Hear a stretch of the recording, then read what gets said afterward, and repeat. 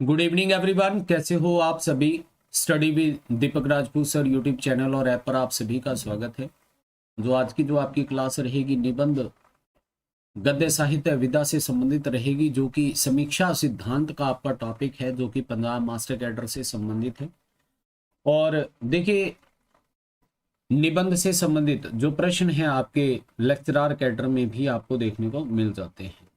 तो महत्वपूर्ण प्रश्नों की या फिर कह लें जो निबंध एक गद्य विधा है जिसमें समीक्षा सिद्धांत आपको देखने को मिल जाता है, इससे संबंधित महत्वपूर्ण जो क्लास है आपकी आज की होने वाली है। डेमो क्लासेस में ये देखिए क्लास नंबर 23 आपको देखने को मिलेगी। ठीक है जी।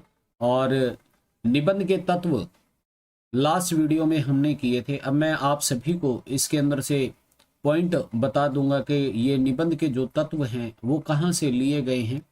ठीक है जी। और किसके द्वारा ये माने गए हैं, क्या ये ऑथेंटिक है या फिर नहीं है, क्या हम इसको चैलेंज कर सकते हैं या फिर नहीं चैलेंज कर सकते। ठीक है, इसके रिगार्डिंग हम यहाँ पर आज डिस्कस करेंगे और थोड़े महत्वपूर्ण प्रश्नों को भी करने वाले हैं। ठीक है जी। चलिए अब शुरू करते हैं फिर हमारे टॉपिक को, जो कि समीक्षा सिद्धांत से संबंधित आपको देखने को मिल जाता है। शुरू करते हैं फिर हमारे टॉपिक को। वीडियो को लाइक शेयर जरूर कर दीजिएगा, चैनल पर नए हो तो चैनल को सब्सक्राइब भी जरूर कर दीजिएगा। अच्छा, आप सभी को मैंने बताया था कि जो निबंध हैं, निबंध के जो मैंने तत्व आप सभी को करवाए थे, ठीक है, कुछ इससे संबंधित मैंने एमसीक्यू प्रश्न भी बनाए हुए हैं। बाकी जब करेंगे हम तब एमसीक्यू प्रश्नों को भी, निबंध जो आपको समीक्षा सिद्धांत है उससे संबंधित ही ये सारे प्रश्न आपको देखने को मिल रहे हैं विद आंसर। ठीक है, चलिए अब शुरू करते हैं हमारे टॉपिक को। देखिएगा, सबसे पहले देखो, मैंने आप सभी को बताए थे निबंध के तत्व। ठीक है जी। निबंध के जो तत्व मैंने आप सभी को करवाए हैं वो करवाए हैं 5। ठीक है, 5 तत्वों में आपने नोट करना है। सबसे पहला है वस्तु निष्ठता। वस्तु निष्ठता की प्रमुखता। ठीक है जी, वस्तुनिष्ठता की प्रमुखता, ये पहला तत्व है। उसके बाद दूसरा तत्व आप नोट कीजिएगा, बंधी सधी वाक्य रचना। वाक्य रचना। तीसरा तत्व आप नोट कीजिएगा, तीसरा है परिनिष्ठ परिनिष्ठित परिनिष्ठित शब्दावली। ठीक है जी। चौथा पॉइंट आप सभी नोट कीजिएगा, चौथा पॉइंट आप सभी ने नोट करना है। चौथा पॉइंट है व्यवस्थित व्यवस्थित प्रतिपादक प्रतिपादन। और जो पांचवा आपको तत्व इसका देखने को मिलेगा, नवीन नवीन ज्ञान सामग्री। अच्छा, जो ये तत्व माने गए हैं ये किसके द्वारा माने गए हैं, ये माने गए हैं बाबू गुलाब राय जी के अनुसार। गुलाब राय जी के अनुसार। ठीक है जी। और इनके बारे में जो लिखा है, ये 5 तत्वों के बारे में जो लिखा है वो लिखा है डॉक्टर सतेंद्र जी ने। डॉक्टर सतेंद्र जी ने बाबू गुलाब राय जी के जो निबंध हैं उनके तत्वों के अंदर जब इन्होंने विभाजित किया है इनकी रचनाओं को देखकर, तो उनके निबंधों के इनके द्वारा 5 तत्व माने गए हैं। वस्तुनिष्ठता, कहीं ना कहीं जो निबंध होता है वो ज्यादा लंबा नहीं होना चाहिए। ठीक है, इसका अर्थ ये होता है। बंधी सधी वाक्य रचना, वहां पर जब भी आप शब्दों का चयन करते हो, वो चयन आपका ऐसा होना चाहिए कि वो पाठक जो है, तो जो पाठक है इसे पढ़कर उसको उसमें जुड़ाव महसूस हो। परिनिष्ठ शब्दावली, जो वहां पर आप शब्द यूज करोगे ये कहीं ना कहीं हमारी परिनिष्ठ यानी कि शुद्ध शब्दावली से संबंधित हो। ऐसा ना हो कि अशुद्ध शब्दावली का वहां पर प्रयोग किया जाए। व्यवस्थित प्रतिपादन, जो भी सामग्री आपने किसी निबंध के अंदर डाली है या किसी पर भी आपने जो निबंध लिखा है उसका व्यवस्थित रूप होना जरूरी है। ठीक है, जैसे सबसे पहले आप विषय वस्तु लिख देते हो, फिर उसके बाद आगे चलकर सारा निबंध कंप्लीट करते हो। और जो पांचवा है नवीन ज्ञान सामग्री, ये भी कहीं ना कहीं एक महत्वपूर्ण तत्व बन जाता है कि जब भी आप निबंध लिखते हो तो उसके अंदर कुछ ना कुछ नया आप प्रदान करने की कोशिश करते हो या फिर कभी करने की कोशिश करता है। ठीक है जी, तो ये 5 तत्व आपको सतेंद्र जी के अनुसार देखने को मिल जाते हैं, जो कि महत्वपूर्ण भाग में आपको ये देखने को मिलेंगे। ठीक है जी, अब बताओ इसके अंदर कोई डाउट रहे तो आप जरूर मुझसे पूछ सकते हो। ठीक है जी, आप बता सकते हो। देखो मैंने अब क्लियर कर दिया कि ये जो मैंने तत्व हैं वो कहाँ से लिए हैं। ठीक, क्योंकि कई बार माइंड में स्टूडेंट के आ जाता है कि सर ने यहाँ पर पहले 6 तत्व बताए, फिर 5 तत्व बताए हैं, ये 5 तत्व क्यों बताए हैं, कहाँ से बताए हैं, कैसे बताए हैं, किस लिए बताए हैं। ठीक है, तो ये गुलाब राय जी के द्वारा जो निबंध लिखे गए थे डॉक्टर सतेंद्र जी ने, उसी के आधार पर गुलाब राय जी के जो निबंधों के तत्व स्वीकार किए हैं 5। अब देखो इसके अंदर एक और चीज है। अब पंजाब मास्टर कैडर के अंदर आपको क्या दिया जाता है, हमारे पास ये सामग्री है, हम इसका प्रयोग कर सकते हैं अगर वहां पर मास्टर कैडर में 6 तत्व अगर माने जाते हैं। ठीक है जी, क्योंकि ज्यादातर किताबों के अंदर ना आपको ये तत्व देखने को मिल जाते हैं, कईयों में 7 भी मिल जाते हैं। अब मैंने आप सभी को बताया था कि भी हर एक बोर्ड के अंदर सभी ने अपने अलग अलग तत्वों का विवेचन किया हुआ। बोर्ड है या फिर यूनिवर्सिटीज, आप कह सकते हो यूनिवर्सिटीज के अंदर। ठीक है जी, यूनिवर्सिटीज के अंदर जितने भी आपको जो बुक्स देखने को मिलती हैं वहां पर जो तत्व हैं, या पंजाब बोर्ड है या अगर हम पटियाला यूनिवर्सिटी से संबंधित करते हैं या फिर हम GNDU से करते हैं, तो सभी के अलग अलग जो तत्वों का विवेचन किया गया है। ठीक है, क्लियर हो गया। बाकी जो चीजें मैंने बताई हैं उन चीजों को तो आपने पढ़ना ही पढ़ना है। जो बीच के अंदर मैंने काफी सारे जो परिभाषाएं बताई हैं आप सभी को, उनको भी आपने पढ़ना जरूर है। अब आगे बढ़ते हैं। ये तो देखो गुलाब राय के अनुसार थे, बाकी आपके ऊपर रहेगा कि आपने मानना किसको है, 5 को या 6 को। ठीक है, आप अपने तरीके से भी पढ़िएगा और जहां पर आपको सही लगता है आप उस हिसाब से जाइए। के बारे में भी हम पढ़ते हैं। ठीक है जी, जो मैंने आपको निबंध एक तो 5 तत्व बता दिए हैं। यहाँ पर देखिए निबंध की सफलता के जो प्रमुख गुण आपको देखने को मिल जाते हैं वो कितने प्रकार के मिलते हैं, 6 प्रकार के देखने को मिलते हैं। कई बार इन्हीं को ही तत्वों के रूप में भी गिन लिया जाता है। ठीक है, तो ये जो आपको मिलते हैं डॉक्टर राम प्रकाश जी के द्वारा, ये महत्वपूर्ण तत्व आपको बताए गए हैं। ठीक है जी, और या कह लें जो भी निबंध होते हैं इनकी गुणों की कसौटी को ध्यान में रखते हुए ये 6 तत्व इनके द्वारा स्वीकार किए गए हैं। जिसमें क्या होता है, उपयुक्त विषय का चयन करना, मौलिक विवेचन, मर्यादित आकार होता है, स्वतः संपूर्णता, व्यक्तित्व की अभिव्यक्ति और रोचकता। ये जो 6 तत्व आपको इसके देखने को मिल जाते हैं। ठीक है जी, अब इसके अंदर देखो मैं आपको यहीं से ही एक्सप्लेन कर देता हूं ठीक है, नहीं तो यहाँ पर तो काफ़ी लंबी एक्सप्लेनेशन मैंने दी हुई है। ये आप सभी के लिए पढ़ने के लिए है, जो भी स्टूडेंट जब इसे पढ़ेगा उनके लिए ही रहेगा। वैसे मैं आप सभी को ऊपर से बता देता हूँ, और इसके अंदर जो कुछ प्रश्न पूछे जाते हैं ना तत्वों के अंदर, वो मैं आप सभी को करवाऊंगा, तो आपको पूरा डिटेल में जाने की जरूरत नहीं पड़ेगी। ठीक है, बाकी जितने पेड वाले हैं उन सभी को तो मैं करवा दूंगा। देखो, समीक्षा सिद्धांत की अभी कोई भी मैंने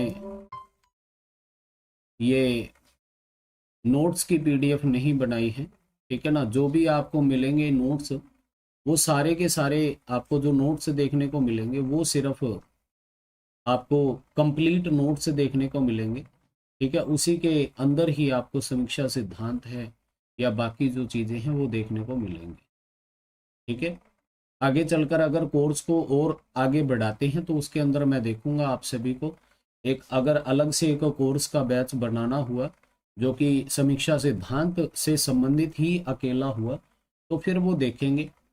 अभी के लिए आप सभी के लिए एक पर्टिकुलर कोर्स है जिसके अंदर पूरी डिटेल के अंदर आपको करवाया जाएगा। ठीक है, मेरी तरफ से आप सभी को ऑथेंटिक चीज़ें प्रोवाइड करवाई जाएंगी जितना कोशिश हो सकेगा। ठीक है जी, चलो अब उसके बाद देखो, ये जो आपको 6 तत्व मिलते हैं या गुण मिलते हैं निबंध के, तो सबसे पहले एक विषय का चयन करना जरूरी होता है। ठीक है, जो कहा जाता है निबंधकार के लिए कहा जाता है कि ये क्या करते हैं, राई से पर्वत तक किसी भी विषय पर निबंध लेखन कर सकते हैं जो निबंधकार होता है। ठीक है, और देखो विषय के अंदर मौलिकता बहुत ज्यादा जरूरी है। मौलिकता क्या होती है, जो नवीन शब्दों का प्रयोग करना, अपने खुद के शब्दों का प्रयोग करना, ना कि किसी और के शब्दों का प्रयोग करना। ठीक है, मर्यादित आकार, अगर जब निबंध लिखते हो आप, उसका आकार है वो ज्यादा बड़ा नहीं होना चाहिए। ठीक है जी, और जब भी आप निबंध लिखते हो तो वो एक संपूर्णता की तरफ अग्रसर होना चाहिए, यानी कि स्वतः संपूर्ण वो आपको देखने को मिले। निबंध जब लिखते हो ना तो वो पूरा का पूरा कंप्लीट हो। एक तो देखो उसके अंदर सूक्ष्मता रहे, यानी कि कह लीजिए एक छोटा रहे, वो मर्यादित रहे, मौलिक विवेचन रहे, सारी जो चीजें उसमें जो भी शब्दों का प्रयोग किया गया है वो खुद के शब्दों का प्रयोग किया होना चाहिए, इधर उधर से उठाकर नहीं। और व्यक्तित्व की अभिव्यक्ति, कहीं ना कहीं देखो जो कवि है, कवि कवि जब भी कोई निबंध लिखता है ना, तो जो जिस विषय पर वो निबंध लिख रहा है उसके बारे में तो वो लिखता ही लिखता है, कहीं ना कहीं उस निबंध में उस कवि के व्यक्तित्व की छवि का भी अनुभव महसूस होता है पाठक को, ये भी आपको देखने को मिल जाता है।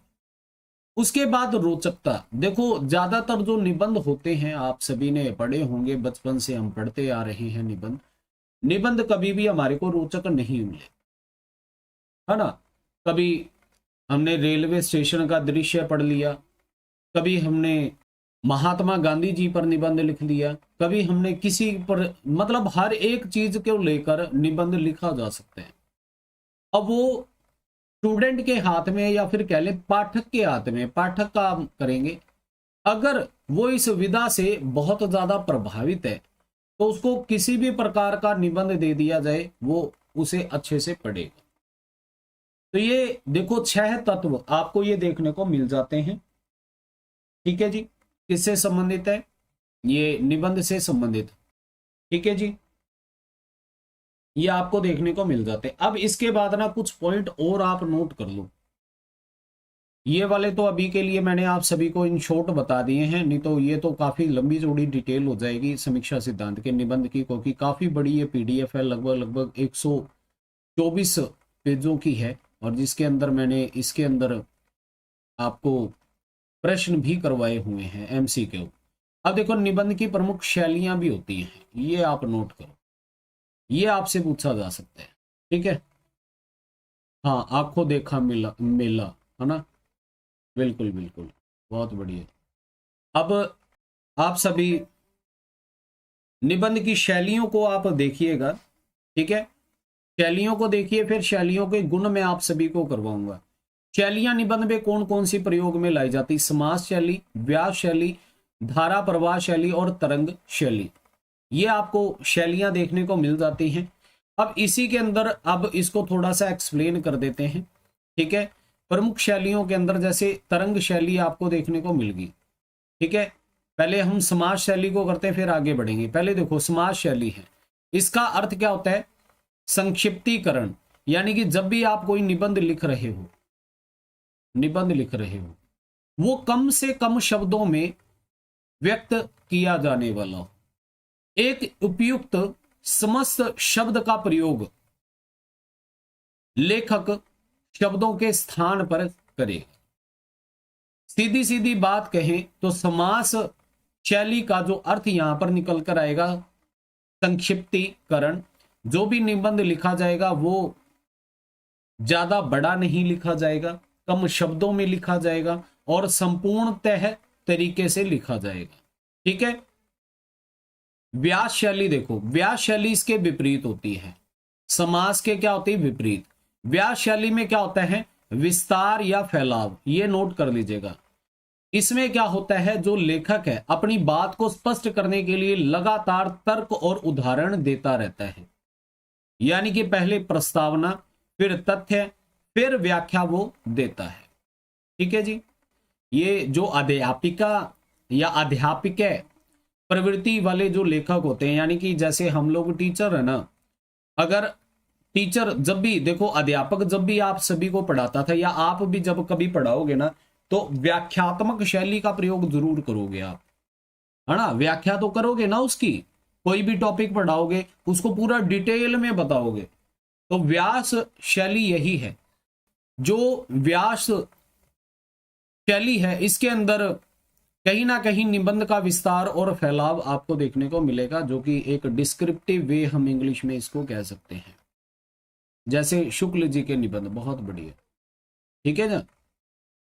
आगे बढ़ते हैं। फिर उसके बाद देखो धारा प्रवाह शैली, ये किस प्रकार की होती? ललित निबंधों में आपको ये देखने को मिलती है।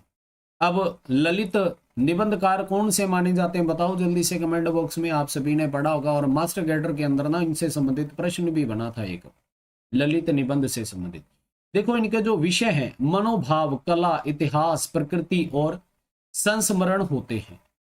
भाषा सरस, तरल और प्रभावपूर्ण आपको देखने को मिलती है, ठीक है। अनुप्रास स्मह और नाद युक्त शब्दों का प्रयोग इसके अंदर किया जाता है, ठीक है जी। और प्रवाह में बहते हुए निबंध जो पाठक है वो पढ़ता ही चला जाता है। जैसे महावीर प्रसाद द्विवेदी जी के निबंध आपको देखने को मिलते हैं। किसके? महावीर प्रसाद द्विवेदी जी के निबंध, ठीक है। कौन सा निबंध पूछा गया था जल्दी से कमेंट बॉक्स में भी बता दो, बताओ कौन सा निबंध पूछा गया था? बिल्कुल महावीर प्रसाद द्विवेदी, ठीक है। इनके जो निबंध हैं, जैसे प्रभात निबंध आपको महावीर प्रसाद द्विवेदी जी का देखने को मिलता है। और किसके मिले थे? और निबंध हजारी प्रसाद द्विवेदी जी के भी मिले थे क्या, बताओ। आगे देखो आपको तरंगी शैली, इस शैली में निबंधकार रागात्मक अनुभूतियों की अभिव्यक्ति करता है। रागात्मक अनुभूतियां क्या होती हैं? इसके अंदर क्या होता है, जैसे कि रहस्यवाद, आध्यात्मिकता, नैतिक आदर्श और उच्च मानव चेतना से ये जुड़े होते हैं। और लेखक इस शैली में देखो विषय को पूरी तरह नियंत्रित नहीं कर पाता है। देखो जब भी रहस्यवाद, आध्यात्मिकता और नैतिकता का आदर्श और उच्च मानव चेतना से संबंधित जब भी कोई विषय आप का चयन करोगे तो उसके अंदर देखो कहीं ना कहीं जो स्वच्छंद और निरंकुश आवेग के भाव निकल कर आएंगे मन के विचारों में, जिसके कारण क्या हो जाएगा, वो कम सुव्यवस्थित होगा। देखो जब भी आप अपने विचार किसी भी चीज को लेकर करते हो तो वो कहीं ना कहीं बहुत लंबे हो जाते हैं। जब वो बहुत ज्यादा लंबे हो जाएंगे तो कहीं ना कहीं वो अपूर्ण ही रहेंगे, सही ढंग से जो लेखक है उसको नहीं लिख पाएगा और पाठक भी कहीं ना कहीं उसको समझने में बहुत समय लगाएगा। तो इसलिए क्या है, ये जो शैली है ये इतनी उपयुक्त नहीं मानी जाती, तरंग शैली या फिर विक्षेप शैली। ठीक है, अब इसके अंदर आप सभी नोट कर लो, मैं नीचे आप सभी को करवा देता हूं। इसके अंदर तो ब्लैंक पेज है, यहां पर आप सभी नोट कीजिएगा कि बाबू गुलाब राय जी से संबंधित अगर हम बात करते हैं तो इनकी भी शैलियां दी जाती हैं। ठीक है, बाबू गुलाब राय जी की शैलियां इनके द्वारा भी दी गई थी, आप इनको भी नोट कर लो। ठीक है, बाबू गुलाब राय जी से संबंधित, गुलाब राय जी से संबंधित, क्योंकि ज्यादातर ना गुलाब राय जी की ही आपको जो निबंध से संबंधित ये रचनाओं का पूछा जाता है। ठीक है, लास्ट टाइम भी बना था। तो इनके द्वारा शैलियां 4 प्रकार की मानी गई है, जिसके अंदर आपने सबसे पहली नोट करनी है विवेचनात्मक शैली, विवेचनात्मक शैली, एक ये नोट करो। दूसरी आप सभी ने नोट करनी है व्याख्यात्मक शैली, व्याख्यात्मक शैली। तीसरी शैली नोट करो, तीसरी हास्य, हास्य व्यंग्यात्मक शैली। चौथी आप सभी ने नोट करनी है आत्म कथात्मक शैली। ये 4 प्रकार की शैलियां आपको बाबू गुलाब राय जी के निबंधों में देखने को मिल जाती है। ठीक है, नोट कर लो, हो सकता है ये पूछ लिया जाए। देखो कहीं ना कहीं हम एग्जाम में जैसे प्रश्न बने ना, मैं उसी के तरीके से आप सभी को बता रहा हूं। बाकी तो देखो अब जब आएगा मास्टर कैडर या लेक्चरार कैडर, वहां पर आपको पता चलेगा कि किस प्रकार के जो प्रश्न हैं वो बनेंगे। ठीक है जी, नोट कर लो। निबंध के मैंने 4 भेद भी बताए थे, 4 शैलियां भी आप सभी ने नोट कर ली हैं अब। ठीक है, तो ये आपको निबंध से संबंधित देखने को मिलेगा। अब बाकी हम लोग और थोड़ा आगे बढ़ लेते हैं। मैंने समाज शैली आपको बता दी, व्यास शैली बता दी, जो निबंध लेखन के अंदर महत्वपूर्ण रहती है। इसके अलावा धारा प्रवाह और विक्षेप्त यानी कि तरंग शैली भी मैंने बता दी है।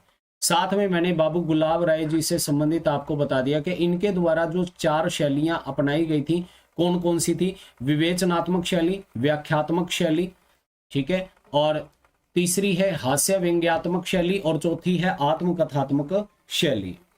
ठीक है, नोट कर लिया क्या सभी ने? बताओ जल्दी से। ये तो बाबू गुलाब राय जी के अनुसार आपको देखने को मिलती है। अब अगर आपसे पूछ लिया जाए रचना शैली की दृष्टि से, नोट करो। अब आप सभी ने नोट करना है रचना शैली की दृष्टि से, नोट कर लीजिएगा ये भी, से निबंधों को 6 वर्गों में, 6 वर्गों में विभक्त या फिर विभाजित किया है। ठीक है, अब ये 6 जो वर्ग हैं रचना शैली की दृष्टि से, निबंधों के 6 वर्ग जो आपको देखने को मिलते हैं, अभी जैसे मैंने बाबू गुलाब राय जी के आपको करवाए हैं, उसी प्रकार से आगे रचना शैली की दृष्टि से आपको देखने को मिलते हैं, लेकिन ज्यादातर हमारे को बाबू गुलाब राय जी से संबंधित ही पूछे जाते हैं। तो नोट कर लीजिएगा, पहला आपको देखने को मिलेगा वर्णात्मक। ठीक है, वर्णात्मक ये मिलेगा, या इसी को क्या कहा जाता है, कथात्मक निबंध। ठीक है, दूसरा आपने नोट करना है विवरणात्मक, विवरणात्मक जिसको हम क्या कह सकते हैं, विवेचनात्मक निबंध भी कह सकते हैं, विवेचनात्मक निबंध। इसी के साथ आप विश्लेषणात्मक भी लिख लीजिएगा। ठीक है, ये भी नोट कर लो, विश्लेषणात्मक।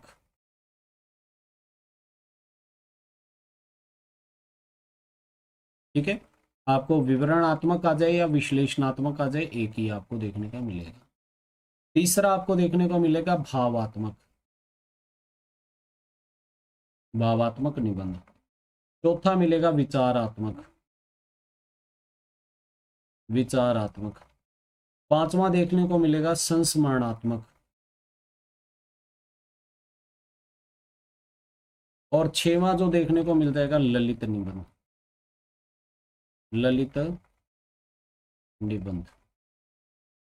ठीक है, इस प्रकार के आपको ये कितने जो मिल जाएंगे रचना शैली के आधार पर 6 वर्गों के अंदर आपको ये जो निबंध हैं ये वर्गीकृत आपको मिलेंगे। नहीं तो आप देखिएगा बाबू गुलाब राय जी से संबंधित मैंने आपको जो 4 प्रकार की जो शैलियां हैं वो करवाई हैं, वो पढ़ लीजिएगा।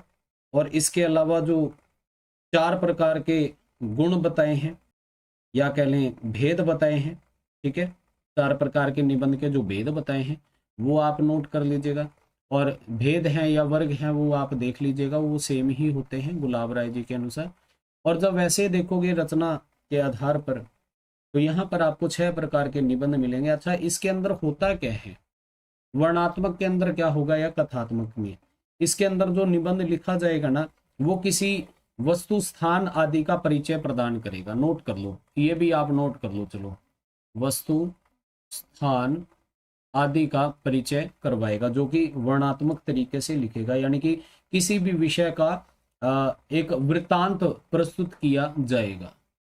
उसके बाद देखो, जब आपको मिलता है विवरणात्मक, यहां पर क्या होता है विवरणात्मक के अंदर के जो भी विवरण किया जाएगा उसका सूक्ष्म विवेचन आपको देखने को मिलेगा।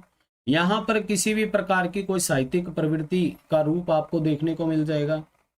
ठीक है, विश्लेषणात्मक यानी कि विश्लेषण करके आपको निबंध दिया जाएगा। भावात्मक के अंदर भावों से संबंधित होगा, जैसे आपने आचार्य रामचंद्र शुक्ल जी के निबंध देखे हैं, ठीक है, वो भावात्मक शैली के निबंध आपको मिलेंगे उनसे संबंधित। उसके अलावा विचारात्मक मिलेंगे, ये भी विचारात्मक भी निबंध आपको कहीं ना कहीं शुक्ल जी के जो रचनाओं के अंदर देखने को मिलते हैं, निबंधों में मिलते हैं। ठीक है, चिंतामणि के अंदर भावात्मक भी मिलेंगे लेकिन विचारात्मक भी आपको देखने को मिलते हैं। इसके अंदर क्या होता है, तर्क, तर्क वितर्क। आई थिंक मुझे जो लग रहा है ना, ये वाला प्रश्न बना था विचारात्मक वाला मास्टर कैडर के अंदर कि आचार्य रामचंद्र शुक्ल के निबंध किस प्रकार के थे। विचारात्मक जो तर्क वितर्क से संबंधित कहीं ना कहीं थे। बाकी आप मुझे बताइएगा क्या ये सही है। चिंतन तर्क प्रधान यानी कि बुद्धि तत्व भी आप इसमें नोट कर लो, जो विचारात्मक है ना इसके अंदर बुद्धि तत्व भी आप नोट कर लो। ठीक है, क्योंकि मुझे जो लग रहा है ना भी ये शायद पूछा गया था, बुद्धि तत्व का भी समावेश आपको विचारात्मक में मिलेगा। एक बार बता दो कमेंट बॉक्स में, अगर किसी ने मास्टर कैडर लास्ट टाइम दिया था तो उनको पता होगा। संस्मरणात्मक आपको मिलेंगे, यानी कि संस्मरणात्मक में सिर्फ अनुभव के बारे में बात कर रहे हैं। ठीक है, जो लेखक है कहीं ना कहीं अपने पूर्व स्मृतियों में जो अनुभव किए गए हैं उन्हों को अपनी लेखनी में समाहित कर देता है। उसके बाद ललित निबंध आपको देखने को मिल जाते हैं।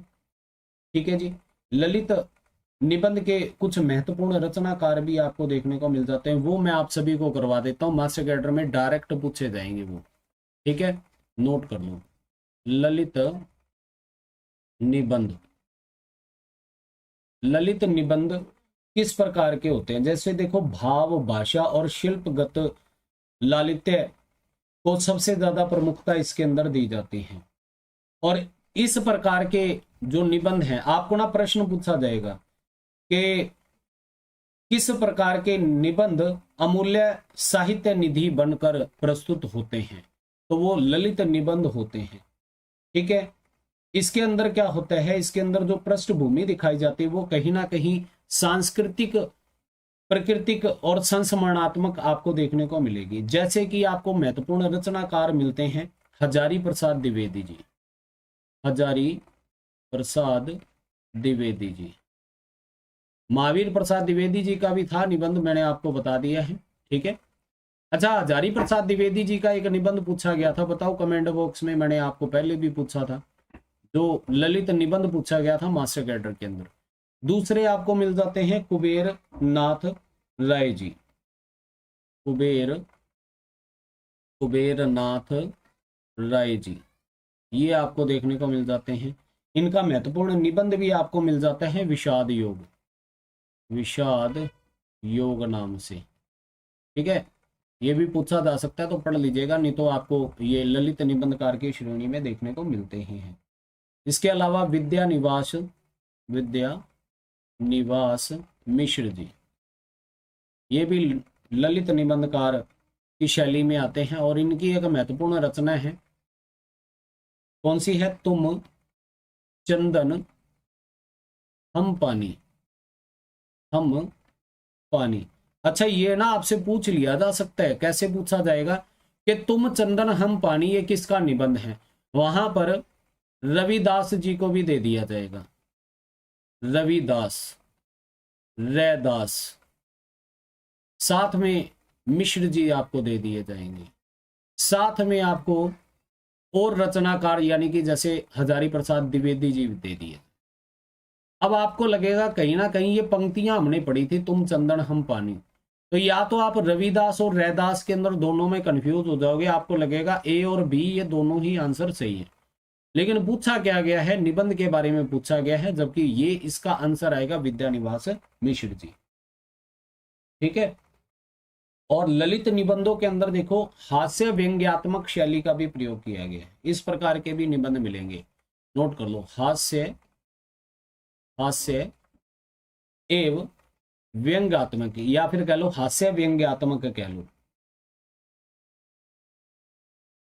ये हरिशंकर परसाई जी आपको देखने को मिलते हैं ना, उनके कहीं ना कहीं निबंध आपको ऐसे देखने को मिलते हैं। अब इस विधा के अंदर भी जो हास्य व्यंग निबंध आपको देखने को मिलते हैं ना, ये गुलाब राय जी से संबंधित भी है, गुलाब राय जी के द्वारा भी लिखे हुए हैं। ठीक है, इसके अलावा हरिशंकर परसाई जी, हरिशंकर परसाई, ये आपको वैसे भी मास्टर कैडर के अंदर ये दिए गए हैं, हरिशंकर परसाई जी। डॉक्टर संसार चंद्र जी, ये मिलेंगे। इसके अलावा श्रीलाल शुक्ल जी, श्रीलाल शुक्ल जी, ये भी हास्य व्यंग से संबंधित इनके द्वारा भी महत्वपूर्ण ललित निबंध लिखे गए। इसके अलावा डॉक्टर बरसाने लाल चतुर्वेदी, ये भी नोट कर लो, क्या पता ये भी पूछ लिया जाए।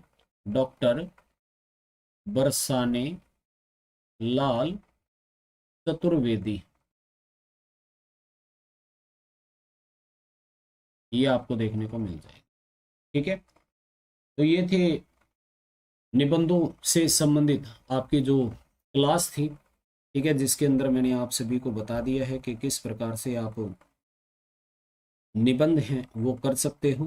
ठीक है, समीक्षा सिद्धांत का जो टॉपिक था पूरा का पूरा अब मैंने आप सभी को करवा दिया है, और इसके अंदर मुझे नहीं लगता कि भी अब आपको किसी भी तरह की ज़रूरत पड़ेगी। ठीक है, हाँ, इसके अंदर एक और चीज़ आप ऐड जरूर कर लीजिएगा, ये आप सभी के लिए ना एक मैं क्वेश्चन देकर जा रहा हूँ। ठीक है, नाखून क्यों बढ़ते हैं, अच्छा ये था, मुझे भी याद नहीं आ रहा, वो ललित निबंध कुछ और था, एक कुटज नाम से, हाँ याद आ गया, कुटज नाम से था, बताओ था या नहीं, कुटज नाम से था, वो किसका निबंध था कुटज नाम से, बताओ बताओ जल्दी, कौन से थे? हजारी प्रसाद द्विवेदी जी के द्वारा ही पूछा गया था ना कुटज निबंध, आपसे पूछा गया था इनमें से हजारी प्रसाद द्विवेदी जी का ललित निबंध कौन सा है, वहां पर कुटज आ गया था। अच्छा, अब आप सभी के लिए एक प्रश्न है, क्वेश्चन है, आप सभी ने करना है, मैं आप सभी को करवा भी दूंगा, जब एमसी का प्रश्न करवाऊंगा ना उसमें शायद तक डाल दूं और बता भी दूं। आपने ये बताना है कि हिंदी में अब तक जो निबंध साहित्य जो है, जो कि स्थूल दृष्टि से कितने युगों के अंदर बांटा गया है, या कितने युगों में देखा जा सकता है। ठीक है, अब आपने वो सारे युग बताने हैं। ठीक है, और आरंभिक काल के कुछ महत्वपूर्ण निबंधकार हैं उनके बारे में भी आपने बताना है।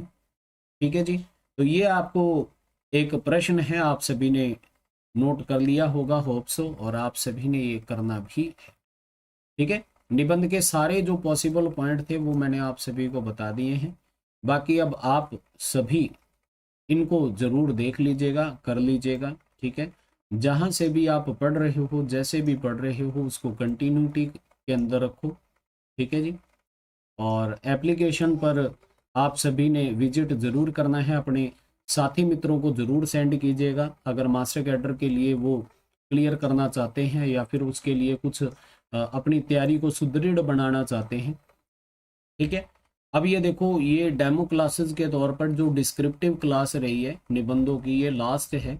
अब समीक्षा सिद्धांत से संबंधित तो कोई भी टॉपिक ऐसे डिस्क्रिप्टिव वे में नहीं होगा, मैं MCQ क्वेश्चन ही करवाऊंगा सभी को। बाकी देखो, अगर जो स्टूडेंट एक्स्ट्रा स्टडी करना चाहते हैं तो आप बैच के अंदर जा सकते हैं, नहीं तो मैं आप सभी को देखो 8:30 बजे जो आपकी क्लास रहेगी 8:30 PM पर, ये मैं एक ओपन क्लास आप सभी के लिए लगा दूंगा। ठीक है, जिसके अंदर जो भी क्वेश्चन ऑथेंटिक बनते हुए मास्टर कैडर के अकॉर्डिंग आप सभी को वहां पर मैं करवा दूंगा। ठीक है जी, या मिक्स क्वेश्चन भी बन जाएंगे। बाकी देखते हैं, अगर मान लीजिए जो 46 रचनाकार हैं उनसे संबंधित तो कोई अगर लगा मुझे कि स्टूडेंट वो भी पढ़ना चाहते तो उसके अकॉर्डिंग मैं अलग से कोर्स बना दूंगा, गद्य साहित्य का अलग से कोर्स बना दूंगा। ठीक है, और साहित्य का अलग से कोर्स बना दूंगा। जो भी जिस तरह से कंफर्टेबल हो आप सभी के लिए वो चीज़ें मिल जाएंगी बाद में। वैसे एक पर्टिकुलर अभी के लिए एक ही बैच चलेगा जो कि 6 तारीख से आपका शुरू होने वाला है। ठीक है जी, चलिए बाय बाय, सभी को अपना ख्याल रखिए, जय हिंद।